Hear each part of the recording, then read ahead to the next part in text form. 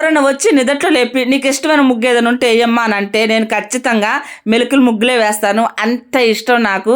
అట్లాంటిది ఇప్పుడు ఈ చిన్న మెలికల ముగ్గు వేయడానికి కూడా ఎంతగానో ఆలోచించాను. మర్చిపోయాను నేను. ఎందుకంటే ఈ మధ్య అన్ని నేను డిజైన్ ముగ్గులు వేస్తున్నా కదా, మెలికల ముగ్గులు మర్చిపోయినా. కొద్ది తప్పుపోయింది, తుడుపుకుంటూ వేసాను.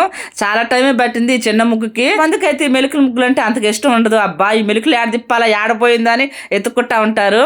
కానీ ఒక్కో ముగ్గు అయితే మనం స్టార్ట్ చేసింది ఎక్కడో ముగిచ్చేది కూడా అక్కడే, అసలు కర్ర ఎక్కడ కూడా ఆపకుండా వచ్చేస్తుంది అనమాట.